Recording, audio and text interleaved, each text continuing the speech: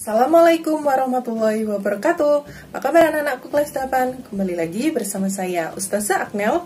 Kali ini kita akan belajar bab 2 mengenai materi mobilitas sosial. Yuk kita simak videonya. Apakah ayahmu pernah pindah tugas ke wilayah lain karena pekerjaannya? Atau kakakmu yang dulu seorang pelajar kini sudah menjadi pengusaha? Masih belum pernah ngalamin itu semua? Kalau begitu, coba tonton sinetron Azab deh. Judulnya, pejabat korupsi yang dicopot dari jabatannya, menganggur, jatuh miskin, pas perjalanan ke penjara, ketabrak motor emak-emak yang sen kiri tapi belok kanan, habis itu kelar hidupnya. Amit-amit deh. Eits, gak ada maksud nyumpain pejabat kok. Sebenarnya pertanyaan-pertanyaan itu sebagai contoh dari mobilitas sosial aja. Loh, emang mobilitas sosial itu apa sih? Mobilitas sosial adalah perpindahan status sosial yang dimiliki seseorang atau kelompok ke status sosial yang lain dalam masyarakat. Hasil perpindahan status sosialnya bisa menjadi lebih tinggi, lebih rendah, bahkan tetap sederajat. Kenapa hasil perpindahannya berbeda-beda? Sebab mobilitas sosial terbagi menjadi beberapa bentuk. Nah, terjadinya bentuk-bentuk itu tidak terlepas dari adanya faktor pendorong dan penghambat yang perlu kita ketahui. Lalu, apa saja ya bentuk dan faktor mobilitas sosial? Yuk, simak kelanjutannya. Bentuk mobilitas sosial. Pembagian bentuk mobilitas sosial didasarkan pada berpengaruh tidaknya hasil perpindahan status sosial yang dialami dengan derajat sosial yang dimiliki. Secara umum, bentuk mobilitas sosial terbagi menjadi dua, yaitu vertikal dan horizontal. Bentuk mobilitas sosial vertikal sendiri terbagi menjadi dua, yaitu mobilitas sosial vertikal ke atas atau yang biasa disebut social climbing, yaitu peningkatan status sosial dari yang rendah ke yang lebih tinggi. Contoh, seorang yang dulu pelajar kini sudah bekerja. Kemudian, mobilitas sosial vertikal ke bawah atau yang biasa disebut social sinking, yaitu penurunan status sosial menjadi lebih rendah dari sebelumnya. Contohnya, karyawan yang ketahuan korupsi dipecat dari pekerjaannya dan dipenjarakan. Nah, sekarang kita bahas satu persatu mengenai bentuk mobilitas sosial. Yang pertama yaitu mobilitas sosial vertikal. Coba bayangkan kamu berada di bagian tengah sebuah garis vertikal deh. Nah, ketika kamu berada di posisi itu, kamu punya kesempatan buat naik ke atas atau turun ke bawah kan? Begitu juga dengan mobilitas vertikal yang dibedakan menjadi mobilitas sosial vertikal ke atas dan mobilitas sosial vertikal ke bawah. Maksudnya, perpindahan status sosial yang terjadi bisa menjadi lebih tinggi atau naik maupun lebih rendah atau turun.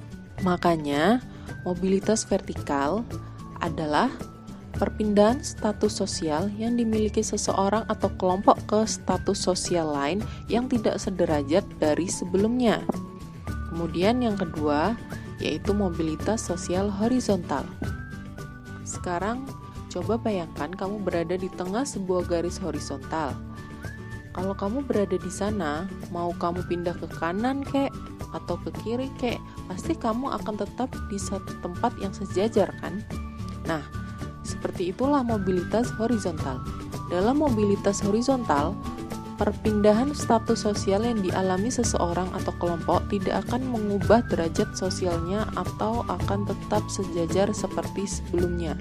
Contohnya, seorang dokter yang bekerja di salah satu rumah sakit Bandung diharuskan pindah tugas ke rumah sakit Jakarta.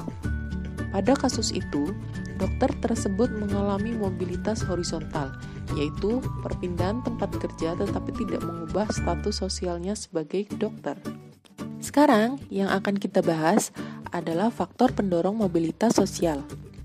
Ada beberapa faktor pendorong mobilitas sosial, antara lain faktor struktural, faktor individu, faktor sosial, faktor ekonomi, faktor politik, faktor kependudukan. Sekarang kita akan bahas satu persatu mengenai faktor pendorong tersebut. Yang pertama, struktural. Faktor ini terkait dengan kesempatan seseorang untuk menempati sebuah kedudukan serta kemudahan untuk memperolehnya. Kalau di Indonesia sih, struktur masyarakatnya sangat terbuka, jadi kesempatan kamu untuk menempati berbagai jabatan yang tinggi seperti manajer, bahkan presiden menjadi lebih besar loh. Yang kedua, individu. Kalau faktor ini sih terkait dengan kualitas individu yang dilihat dari segi sikap, pengetahuan, dan keterampilan. Manusia kan dilahirkan dalam status sosial yang dimiliki orang tuanya tuh. Nah, jika seseorang tidak puas dengan status sosial yang diwariskan, ia dapat berusaha untuk mencapai status sosial yang lebih tinggi. Namun dia harus berpendidikan terlebih dahulu agar menjadi individu yang berkualitas. Yang ketiga, sosial. Faktor sosial ini berhubungan dengan faktor individu. Jika seseorang ingin meningkatkan status sosialnya, maka sikap dan perilaku individu tersebut sangat menentukan keberhasilannya dalam melaksanakan mobilitas sosial ke atas. Yang keempat, ekonomi. Jika situasi ekonomi dalam masyarakat cenderung baik, maka mobilitas sosial pun dapat terwujud. Kondisi ekonomi yang baik membuat masyarakat mudah memperoleh modal, pendidikan, dan kesempatan lainnya. Tapi, kalau kondisi ekonominya buruk, masyarakat akan memiliki pendapatan terbatas sehingga sulit untuk memenuhi seluruh kebutuhannya dan mobilitas sosial tidak akan bisa terjadi. Yang kelima, politik. Faktor yang satu ini sangat bergantung pada situasi politik suatu negara. Keadaan negara yang tidak stabil akan mempengaruhi kondisi keamanannya. Untungnya, saat ini kondisi keamanan Indonesia sedang baik nih, sehingga roda pembangunan pun dapat berjalan. Dengan begitu, ketersediaan dan kemudahan dalam bekerja juga lebih baik sehingga masyarakat mampu melakukan mobilitas sosialnya. Kemudian yang keenam, kependudukan. Menurut data Badan Pusat Statistik atau BPS, jumlah penduduk di Indonesia hampir selalu bertambah dari waktu ke waktu. Pertambahan itu bisa mempersempit lahan pemukiman bahkan meningkatkan kemiskinan loh. Makanya, masalah kependudukan seperti ini mendorong individu dan pemerintah untuk mengarahkan masyarakat agar bermigrasi ke daerah lain sehingga mobilitas sosial pun terjadi. Selanjutnya, selain faktor pendorong, ada juga faktor penghambat bagi mobilitas sosial. Jika faktor-faktor ini masih ada, maka akan sulit untuk masyarakat melakukan mobilitas sosial. Adapun faktor penghambat dari mobilitas sosial antara lain faktor kemiskinan dan faktor diskriminasi. Yang pertama, kemiskinan. Masyarakat yang mengalami kemiskinan akan kesulitan untuk mencapai status sosial tertentu. Salah satu penyebab kemiskinan adalah pendidikan yang rendah. Emang kenapa kalau pendidikannya rendah? Dengan pendidikan yang rendah, kualitasnya sebagai sumber daya manusia pun juga menjadi rendah. Akibatnya, kemampuannya untuk bersaing dalam mendapatkan pekerjaan menjadi terbatas.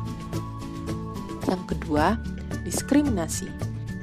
Diskriminasi adalah membedakan perlakuan terhadap sesama karena alasan beda bangsa, suku, ras, agama, dan golongan atau SARA.